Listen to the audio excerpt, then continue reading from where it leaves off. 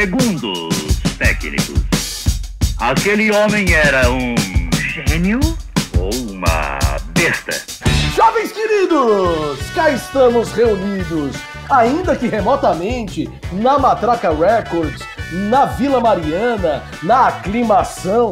Estamos trocando impressões sobre a vida e às vezes sobre a morte. Muito bem-vindos, cá estamos uma vez mais com Sou de Humanas. E lá na Matraca está o meu grande camarada, Pedrão. E aí, Pedrão? Salve, salve, Daniel! Aqui a gente começa o nosso caminho, a nossa jornada pro nosso 23º episódio de Sou de Humanas. É, pessoal, tamo gravando bastante. E a gente vai E você, Valentino, tá bem? A gente vai chegar a 1000 episódios, fiquei sabendo. Exatamente. Na verdade, eu só quero aproveitar esse momento para relembrar os nossos ouvintes que a gente está numa campanha dos 1000 seguidores. Exatamente. A gente vai ser quinzenal até vocês conseguirem convencer outras pessoas e a gente chegar a 1000 seguidores, e aí a gente volta. Eu mesmo já fiz 3 perfis fakes que estão no seguinte. Olha lá, é o cara que gosta de trabalhar. Vamos começar agradecendo a galera das últimas. O último episódio ficou bem legal, muitos elogios, viu, Daniel? Ficou. Ficou show, a edição do Pedrão ficou show. Eu fui muito bem mesmo, obrigado. Tô numa baita fase. Que fase que atravessa a Matraca Record. Agradecer. Não, eu vou começar, pode ser? Tá bom, perdão. Vou começar eu. Eu quero agradecer a Mirna, que uma vez mais nos ouviu, uma vez mais comentou. Aliás, comentários tão pertinentes que eu fiquei pensando, tá na hora de eu começar a estudar para entender o que esse pessoal da filosofia fala, né? Mas eu achei maravilhoso. Mirna, obrigado, você é maravilhosa, a gente sempre tem muita paixão no que a gente faz, a gente sempre se diverte muito. Obrigado por você continuar a nos dar audiência. Obrigado. E faz outras pessoas ouvirem a gente também. Olha lá, o propagandista. Né? O Valentino é marqueteiro. Eu sou marqueteiro, um péssimo marqueteiro, pelo visto. Agradecer a Flaviana, mais uma vez, mandando vários comentários elaborados na página ali no Instagram, para todo mundo que não sabe, a gente tem essa página no Instagram que dá para se comunicar, trazer sugestões. E também a Adriana Mello, professora de História, que eu conheço há muito tempo, né? Me viu criança, eu acho.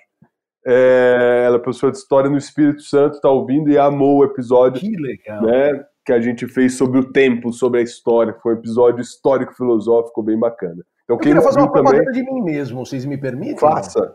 Os últimos 2 episódios, quem fez a capa dos nossos episódios fui eu. Né? E eu tô mostrando um novo talento, né? Porque além de ser um cara muito talentoso na história, eu sou um músico maravilhoso, embora medíocre maravilhoso, o que é impressionante, né? Que eu acho que é isso que é mais fantástico. Como o raio o cara é maravilhoso e medíocre? Né? Essa é a grande questão. Né? Para poucos. Exatamente, uma coisa absolutamente singular. Então o episódio de hoje é sobre os egos de vocês dois, é isso? Ih, o cara querendo baixar nossa bola, meu! Que isso? Isso é coisa de que é isso? Só porque eu não tenho talento nenhum, vocês têm que ficar aí mostrando de vocês. Mas afinal de contas, agora eu tô falando sério, a gente se encontrou aqui, estamos conversando. Aliás, para os nossos ouvintes é importante eles saberem que a gente faz um happy hour, né? A gente se encontrou às 8 da manhã e estamos batendo papo. Mas a gente ainda não definiu de fato o que a gente vai falar hoje. Né? E o Valentino sugeriu uma loucura. Vamos ver fala pra gente, Valê. Então, a minha sugestão do tema de hoje veio de uma experiência estética, né, de um filme que eu assisti faz 1 semana e meia, mais ou menos, que está naquela plataforma, o Petnix, né? E aí juntou com a ideia, acho que foi da Mirna, da gente fazer um episódio sobre filmes, e eu assisti a lista da Karen, verdade. Uhum. Eu assisti a Lista de Schindler, é um filme de 93, se não me engano, eu nunca havia assistido, e tem uma coisa que todo mundo odeia, né, quando você fala, nunca assisti esse filme. Nunca! Como assim? Em que mundo você vive?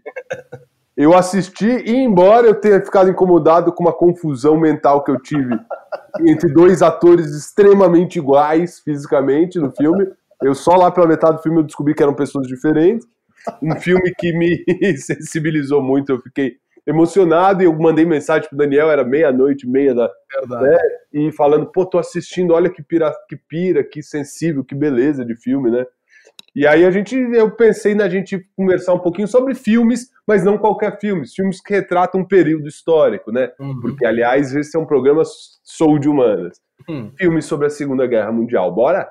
Bora! Bora! É desafio lançado, Pedrão. E como nós dois somos talentosos, né, a gente tá preparado para isso. A gente vai dominar no peito e sair jogando. Isso, que maravilha. Olha, vamos começar então com a lista de Schindler, né? Vamos trocar algumas impressões sobre essa película maravilhosa do Spielberg, né? Filmaço. E eu, inclusive, quando você me falou que você estava assistindo pela primeira vez, sabe o que eu pensei? Sério? Nunca assistiu? Nunca? O que é isso? Que cara é louco? Isso, vergonha. Onde você vive? Eu andava publicamente com ele, gente. Né? Ele assistir, que coisa horrorosa. E aí, que filmaço, né, gente? Não só a trilha sonora muito boa lá do John Williams, né, que faz uma parceria de décadas aí com o Spielberg, né, a trilha sonora é maravilhosa, mas ele retrata, e eu acho que essa é a grande questão que a gente tem que tratar. Um período que a gente deixou muito marcado na história do século XX, talvez na história da humanidade, que foi a Segunda Guerra, e mais específico dentro da Segunda Guerra, o que foi o Holocausto, né? E como o cinema, e principalmente Hollywood, ele retrata esse período tão sensível. Porque você tem que ter muito dedo, muito tato para lidar com um tema como esse. E a meu ver, agora, eu não sou crítico profissional de cinema, mas a meu ver o Spielberg conseguiu trazer com uma sensibilidade, né, uma questão do herói. Então ele trabalha um pouco com uma narrativa de herói por detrás, que é uma narrativa real, que é uma mini sinopse sem spoiler, né? Esse tal de Schindler é um alemão, um empresário que veio do nada, um cara meio self-made man, que no começo ali das restrições aos judeus na Polônia, né, acaba por contratar diversos judeus nas suas fábricas e se afeiçoando e tentando, de alguma maneira, não deixar seus funcionários serem levados aos campos de concentração e aos campos de extermínio, né? Essa própria construção da personagem ao longo do filme, né? Ele começa como um anti-herói, né? Ele é um babaca, um cara que gosta de beber, comer e quer ganhar dinheiro a qualquer custo. Exatamente. E isso tá ligado a uma verossimilhança histórica, né? Vamos nos lembrar que o nazismo, ele se apoia, né, nos grandes industriais da Alemanha, né? Isso era uma coisa que eu queria, quando eu assisti o filme, eu queria perguntar para você, acabei me esquecendo. Diga lá. Existe todo um conluio entre, né, na Segunda Guerra Mundial, entre os empresários, os industriais, ou seja, o que a gente chamaria do capitalismo ali, né, alemão, com o regime. E ao mesmo tempo que algumas empresas são completamente banidas pelo Hitler, ou completamente demonizadas, não? Como que funciona essa relação entre a indústria e a Alemanha nazista? Acho que um breve panorama histórico aqui, breve mesmo, para que a gente possa realmente debruçar sobre as películas, é lembrar, né, que a Alemanha havia sido culpabilizada pela Primeira Guerra Mundial, né, o Tratado de Versalhes de 1919, é um tratado, né, que culpabiliza a Alemanha, que coloca uma série de restrições à Alemanha, à construção, né, que a Alemanha tem a partir da década de 1920, e nós temos a quebra da Bolsa de Nova York em 29. Então esse capitalismo que a gente está falando certamente não é o capitalismo liberal.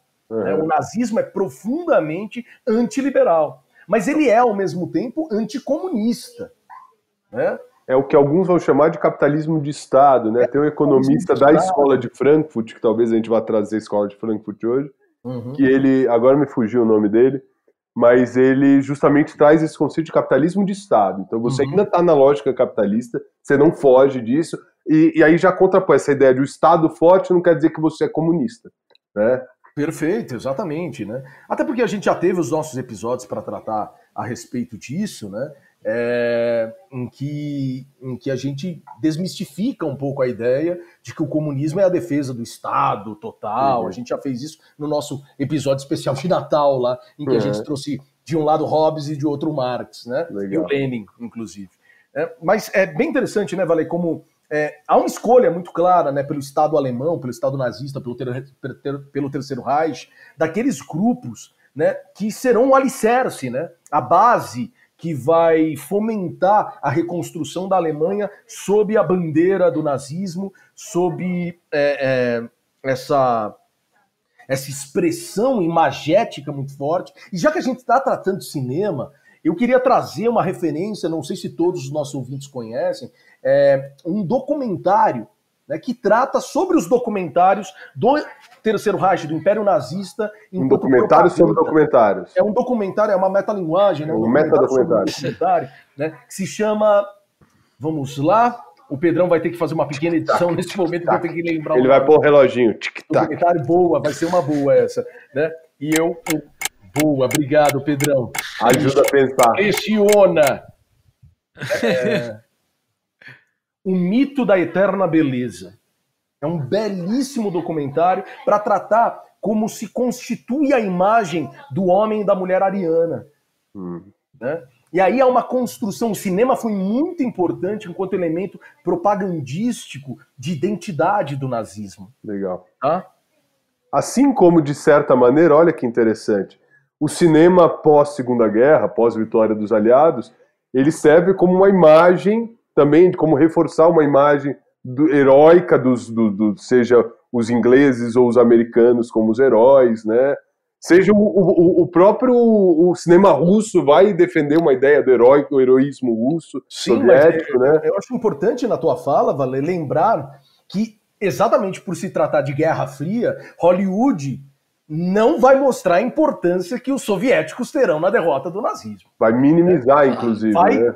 Aliás, em muitos momentos isso não aparece, né? Tanto é que é muito comum, sobretudo em jovens, né, que tem o acesso sobre a Segunda Guerra Mundial, se dá através do cinema hollywoodiano. O jovem acredita piamente que os grandes heróis da Segunda Guerra Mundial são os americanos. Vídeo o resgate do soldado Ryan.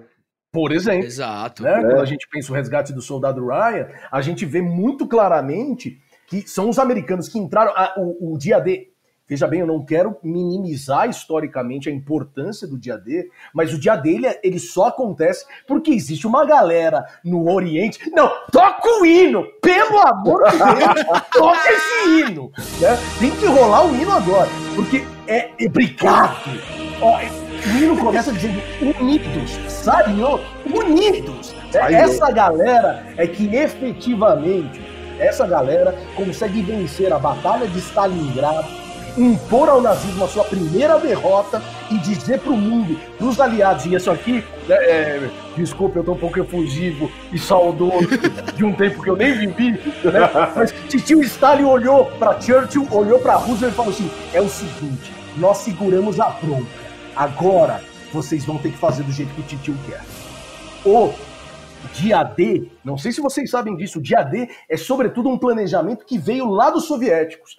Vocês vão invadir o território, a Normandia, a partir da Inglaterra, porque vocês não vão fazer a loucura de tentar, a partir do norte da África, tomar o Império Nazista. Porque essa era a tentativa dos aliados, dos americanos, dos ingleses, era dominar o norte da África para chegar pelo sul, exatamente, não é? Exatamente. E o Stalin dizia, né? Por isso a gente tem aqueles momentos importantes dos encontros de Churchill, Stalin e Roosevelt. E o Stalin defendia o quê? Uma invasão pelo norte da Europa, vinda da Normandia, né? Com as tropas aliadas, sobretudo os canadenses e ingleses e os americanos, né? Nos campos ali da Inglaterra, que eles pudessem fazer a sua invasão pela Normandia. Muito bom, gente. Vamos falar de filme da Segunda Guerra e vamos pensar também... Eu tava aqui checando a lista de filmes que ganharam melhor filme no Oscar. E filme que fala sobre guerra e sobre Segunda Guerra é muito filme, é impressionante. Tem... Nada de Novo do Front, Lista de Schindler, A Vida é Bela também, né? Filmaço italiano. Esse é o discutido, aliás. Belíssimo filme mesmo. Enfim, e pensando como foi um evento histórico que mudou, gerou uma série de movimentos, gerou um monte de pensador pensando coisa nova, artista fazendo a desilusão com o mundo ou a nova esperança, né? E como no cinema é demais. Mas eu gosto de um filme em particular que eu achei que o diretor e roteirista foi muito feliz na ideia de mudar a história, porque realmente é uma história de merda, né? O nazismo. E eu acho que vocês todos assistiram, que é o Bastardos Inglórios. Sim. Né? Belíssimo filme que fala sobre o nazismo. No caso são os americanos salvando aí, né? Mas o Tarantino também, né, vem de lá, então eu até entendo esse patriotismo. Gorlami. Honestamente, eu como historiador, eu não gostei. Honestamente, como historiador eu não gostei. Não é só pelo fato de eu ser um comunista, né? Mas eu achei que exatamente ficou tão clara aquela coisa do patriotismo americano, da vitória americana sobre os nazistas, que quando terminou o filme eu falei, eu não gostei dessa propaganda americana. Foi isso que eu senti do filme, honestamente.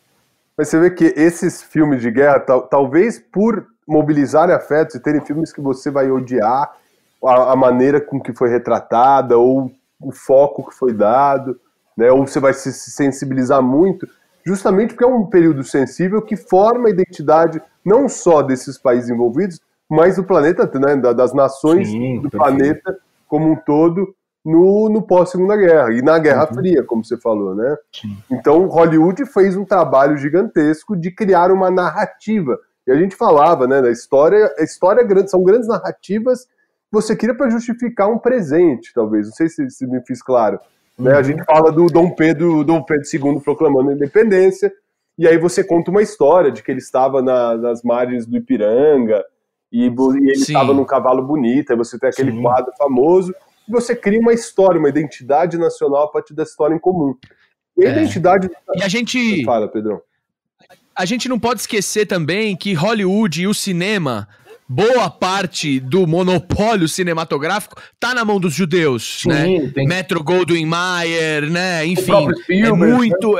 o próprio Spielberg e tal, e nada mais justificável e justificado que eles retratem uma história, enfim, né? Desse evento histórico tão importante pro povo. E necessário, né? Não que eu seja um fã do Churchill, muito pelo contrário, mas não vamos esquecer do que o Churchill falou em determinado momento. Documentem, registrem e compartilhem, porque em algum momento da história alguém dirá que foi mentira, né? Porque é verdade, né? O que aconteceu no Holocausto é uma coisa tão absurda, né, que é muito fácil que um revisionismo apareça e diga que não ocorreu.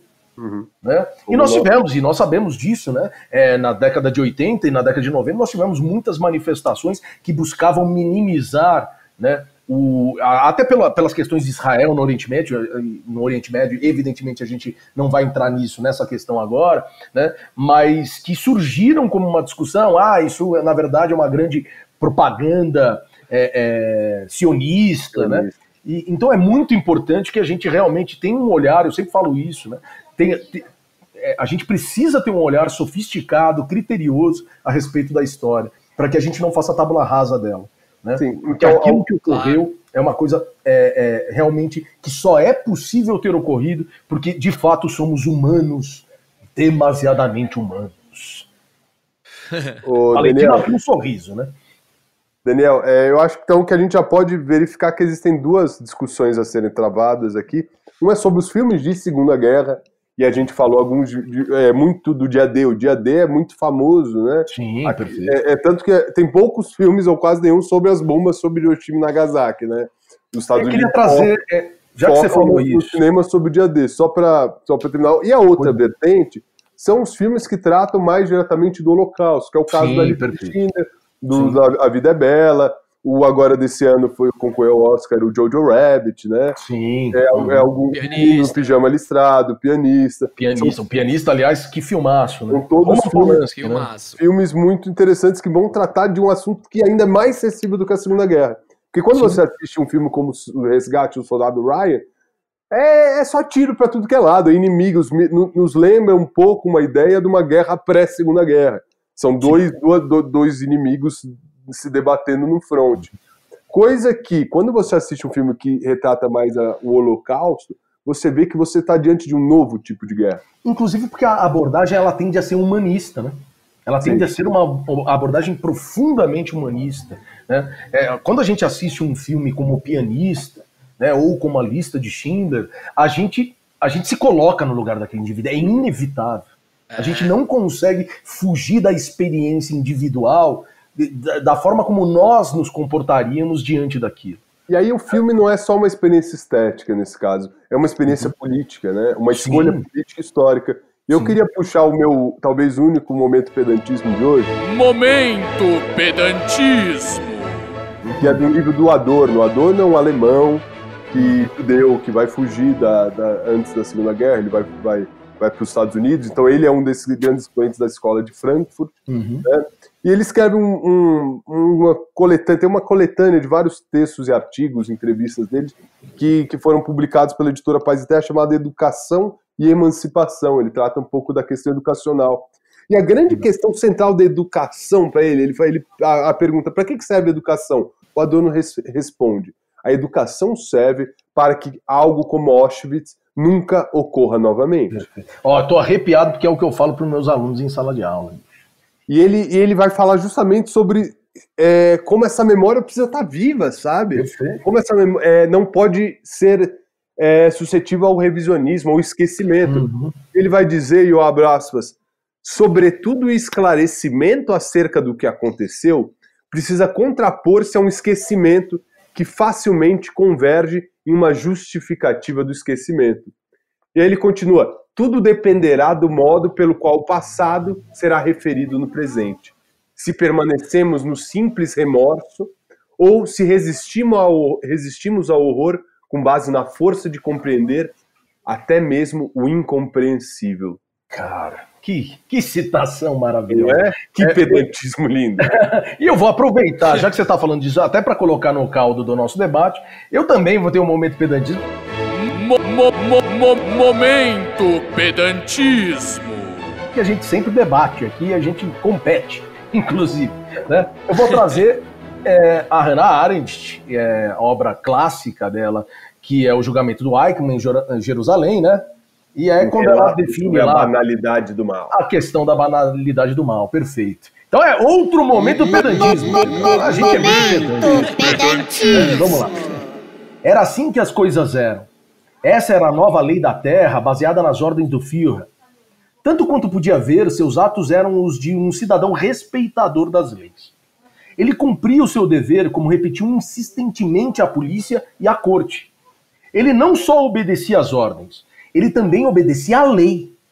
Terminou frisando alternativamente as virtudes e os vícios da obediência cega, ou a obediência cadavérica, como ele próprio a chamou. Tem tudo a ver com educação, não tem, Valer? Ô, Daniel, você sabe muito bem, né, quando você trabalhava comigo, que eu tenho uma aula anual, na verdade é um conjunto de 2 ou 3 aulas, que eu debato sobre a banalidade do mal, e eu começo essas aulas falando para meus alunos. Essa talvez seja a aula mais importante que vocês vão ter na vida de vocês.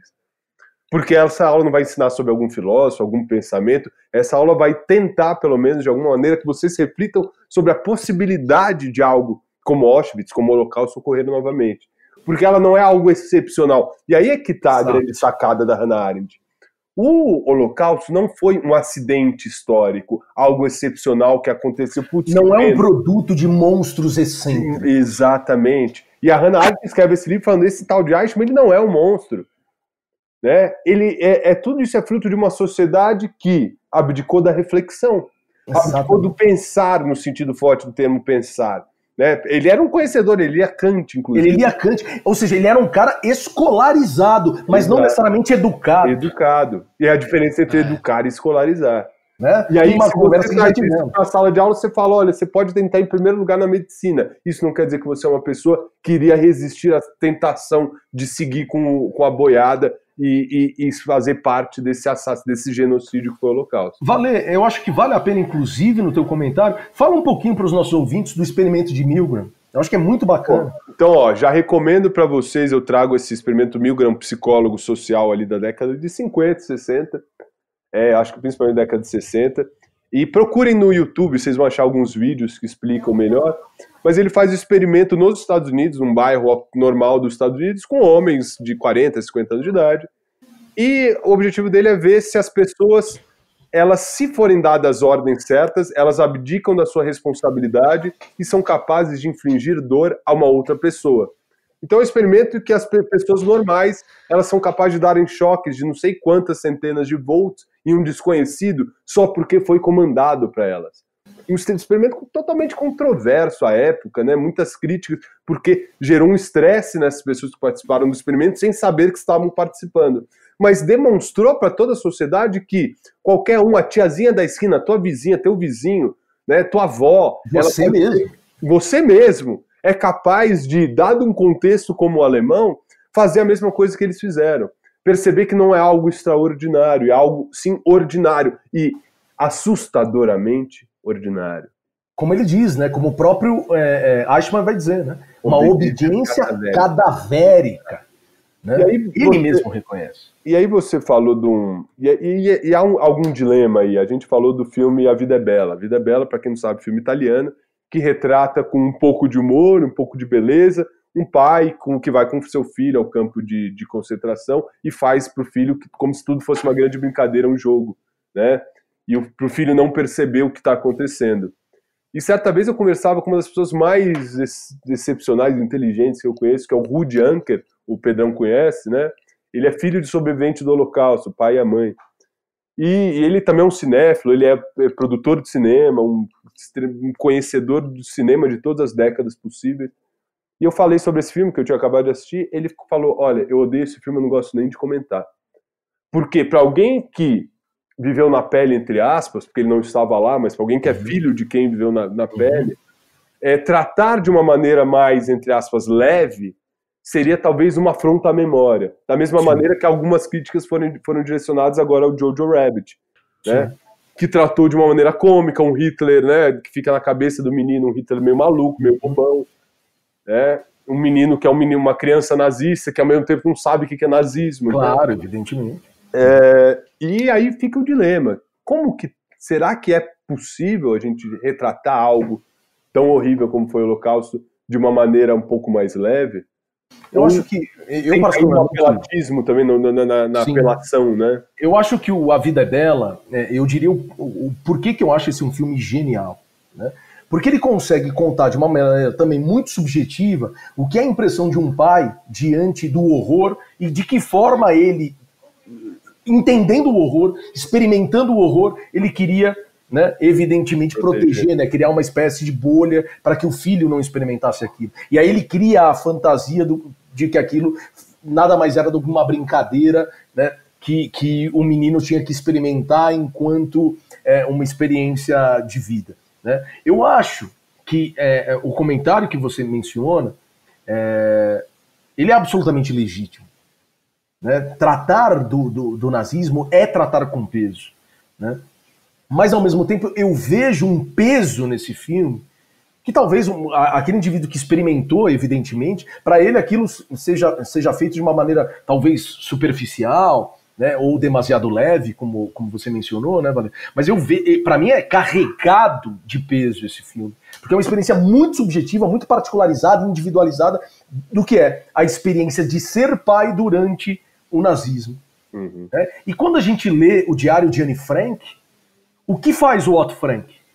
Ele tenta, em certa medida, não permitir que aquela experiência horrorosa de 3 anos, de pessoas que ficaram... 3 anos não, 2 anos, né, Pedrão? Acho. Né, que ficaram lá no sótão, né, a família Frank, que era falar, olha, a gente tem que, de alguma forma, entre nós, lidar com as nossas banalidades cotidianas, porque isso, em algum momento, vai deixar de existir. Então ele também, o Otto Frank, ele tentava minimizar, meu Deus, né, a experiência, essa experiência horrorosa, que era o nazismo e a perseguição aos judeus, comunistas, ciganos, homossexuais e assim por diante, né, como uma experiência, essa sim, uma experiência extraordinária.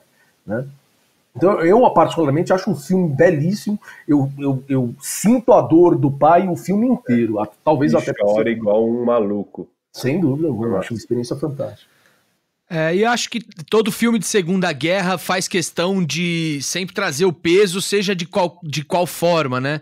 Seja o Soldado Ryan, tensão total, tiro, enfim, né? Muito tenso. O Dunkirk, não sei se vocês viram, mas também é um filme que se passa numa praia na França quando os alemães estão expulsando, né? Uhum. Enfim, os aliados, a resistência, né? E, enfim, é uma tensão dos bombardeios, né? Uma guerra impessoal, né? com muita morte, né? Enfim, o peso tá sempre presente, né? É engraçado a gente ver depois de um tempo que se começa a rir um pouco disso, né? O tom cômico do Jojo Rabbit é muito evidente, Sim. né? Mas, enfim, é um pouco aquilo que o Adorno, eu acho, né, tava nos avisando, né? Falou, ó, chega uma hora que a gente começa meio que a dar risada, uma hora, né? E, enfim, é a hora de ter cuidado, Sim, né? pode ser.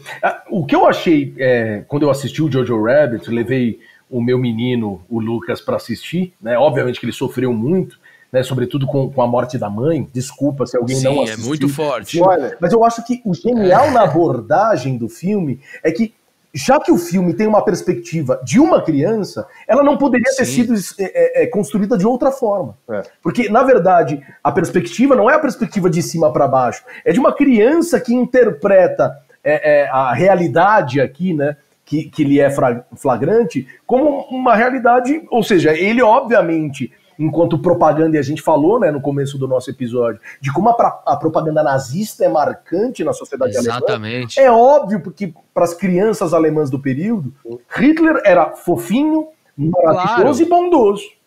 Devia ser mágico, né? É uma era toda muito plástica, e lembrem-se, né? por exemplo, a Olimpíada de 1936 em Berlim é a construção estética do Império Nazista. Olha como nós somos perfeitos. Nós saímos humilhados da Primeira Guerra Mundial, nos erguemos sozinhos e somos maravilhosos. Né? Então, eu repito, assistam ao documentário que eu citei, que eu esqueci o nome de novo, impressionante, né? Que é O Mito da Eterna Beleza, né? Que é maravilhoso, porque ele é muito forte, porque ele cria estética. Valer, em algum momento você mencionou, né, como realmente a grande produção hollywoodiana ela vai dar conta desses dois movimentos, a guerra em si, né, portanto a estratégia, como é o caso do Resgate do Soldado Ryan, né, ou a questão do Holocausto, como é a Lista de Schindler ou o Pianista. Mas tem dois filmes do Clint Eastwood, né, que é um ator, obviamente, muito referenciado, mas que como diretor, realmente, embora ele seja um reacionário do caralho, né, ele é um trumpista. Ele é foda, gente, ele é muito foda, né, e ele fez dois filmes sobre a questão no Japão que são maravilhosos, né, um filme que se chama A Conquista da Honra, que é o viés americano sobre as batalhas do Pacífico, e o outro que é o viés japonês, olha que interessante, o viés japonês sobre a Guerra do Pacífico, com As Cartas de Iwo Jima. São dois filmaços sobre as guerras do Pacífico, né, que é o momento, né, termina a Guerra Mundial na Europa com a vitória soviética. Cadê o hino, meu Deus? Quando eu falo isso, ele tem que estourar aqui no ouvido de todo mundo, né? A vitória né? A vitória soviética sobre os nazistas e a tomada de Berlim, aquela imagem lindíssima dos soldados soviéticos estendendo a bandeira da União Soviética no parlamento alemão, né? Dizendo quem venceu para valer somos nós, né? Mas a guerra continua, né? O imperador do Japão ele declara tristes estamos pela derrota dos nossos aliados na Europa, mas a guerra continua no Pacífico, né? E a guerra continua, por mais 2 meses a guerra continuará no Pacífico, né? E aí as forças soviéticas serão muito importantes, junto aos Estados Unidos, né, para libertar a China, libertar a Coreia e finalmente fazer o Japão, com as 2 malditas bombas atômicas que os americanos lançaram sobre Hiroshima e Nagasaki, efetivamente eles conquistarem, né, a vitória sobre os japoneses, forçarem a rendição, né, absoluta do Império do Japão aos Estados Unidos. Ô, Daniel, querendo puxar um pouquinho já para a gente encerrando, a gente já falando de vários filmes aí, tem um filme também, O A Queda, né, que retrata os últimos dias do próprio Hitler. E você vê a dificuldade que há também de retratar o próprio Hitler, de criar uma imagem do próprio Hitler, de alguma maneira que não seja extremamente, vamos dizer, superficial ou extremamente propagandista, né? Você tem que... Então é um filme que eu assisti esse ano, também foi assistir esse ano. Agora você assistiu esse filme? E também existe a dificuldade, mas o que essa conversa me levou a pensar Eu acho que é para isso que nós somos todos de humanas aqui, né? E a gente conversa não porque a gente quer provar um ponto, mas quer sair do lugar onde a gente começou. Existe uma multiplicidade de visões sobre um mesmo fenômeno, um mesmo fato, e eu acho que a história enquanto disciplina, ela é feita disso, de muitas visões sobre um determinado fato, e todos eles, de alguma maneira, têm que ser visitados, têm que ser observados, seja em forma documental, seja em forma dramática, seja em forma literária, como o Diário de Anne Frank, né, um documento histórico. Então, a meu ver, se a gente busca ainda, e eu acredito que a gente ainda busca um projeto do Adorno, de que Auschwitz nunca aconteça novamente, que algo como a Segunda Guerra não aconteça, isso tem que ser trazido sempre. Obviamente trazido com uma seriedade, um compromisso com a verdade, um compromisso com a sensibilização, né? Mas tentar trazer a pluralidade de visões possíveis sobre esse assunto para que mobilize mais pessoas, porque a minha grande preocupação é justamente que algo como o Jojo Rabbit mostra, crianças que são altamente vulneráveis à propaganda nazista da década de 30, 40, sejam agora, e você vê uma criança de 4 anos de idade numa campanha presidencial fazendo uma arminha com a mão. Fazendo uma arminha com a mão, exatamente. Então, isso já é um documento histórico próprio, e essas crianças que estão agora na escola, ao invés de aprender biologia, química e decorar todas as fórmulas ou todos os reinados do Napoleão I, III, precisariam principalmente, eu coloco principalmente, criar uma capacidade de observar fenômenos históricos, tanto do passado quanto do presente, e observar com uma análise crítica e humana. Perfeito. E o cinema, enquanto obra de arte, ela é talvez uma das únicas linguagens que é capaz de despertar o ser humano dentro da gente. A expressão, né? A expressão do ser humano. Porque você pode ler no seu livro didático o que foi a Segunda Guerra, ficar muito triste quando você lê lá 6 milhões de judeus, só que você não faz ideia que são 6 milhões de judeus, você não faz a ideia do que é a perda de entes queridos, a perda de uma identidade de uma nação inteira, como aconteceu na Segunda Guerra. Então, o cinema como um tema privilegiado ali para a gente discutir e pensar como ele pode ser redentor, não redentor, mas pode ser, vamos achar a palavra, mas ele pode ser um gatilho para que nós continuemos a ser seres humanos, né? Eu vou até aproveitar a tua fala, Valê, para falar um pouquinho do que foi a minha experiência em sala de aula, né? Você sabe disso, né? Trabalhamos 3 anos juntos, e quando eu dava aula de nazismo, os alunos saíam chorando da sala de aula, e é proposital, sim, porque, como diria o Frei Beto, o conhecimento ele não se dá somente pelo intelecto, ele também se dá pelos poros, né? Sentir é saber também. Né? Então eu uso, né? Eu sou contrário a passar um filme inteiro em sala de aula, porque a gente não tem o espaço para isso, para um debate, por isso que a gente tinha os nossos projetos de cinema, né, para debater cinema. A gente faz podcast. Né? E a gente faz, exatamente. Né? Mas eu usava muito para mostrar o que é guerra do ponto de vista militar, né? Eu usava trechos exatamente do Resgate do Soldado Ryan. A cena inicial do filme, o que o Spielberg faz é uma coisa absurda, porque ele reproduz, né, os próprios participantes da guerra, eles falam, o que esse cara conseguiu fazer foi uma reprodução absolutamente fiel do que é desembarcar na maldita da Normandia diante de artilharia alemã. Né? Então, do ponto de vista da guerra, eu uso isso. Mas do ponto de vista humano, eu uso uma série que vale muito a pena, quem nunca teve a oportunidade, se chama Band of Brothers. Ela é maravilhosa. Né? E eu uso especificamente o momento em que os soldados americanos chegam a um campo de concentração, tá, em Dachau, que é uma das cenas mais pesadas, mais sensíveis que eu já vi retratarem sobre o Holocausto. É uma coisa impressionante. É impressionante. E não tem como um aluno não se sensibilizar com aquilo. Não tem como um indivíduo não se sensibilizar com aquilo. Né? Então a gente, no final das contas, a gente tá falando de cinema e estamos falando de educação, que é a nossa grande paixão, né? Porque o podcast nada mais é do que isso, do que uma reprodução das nossas impressões disso tudo.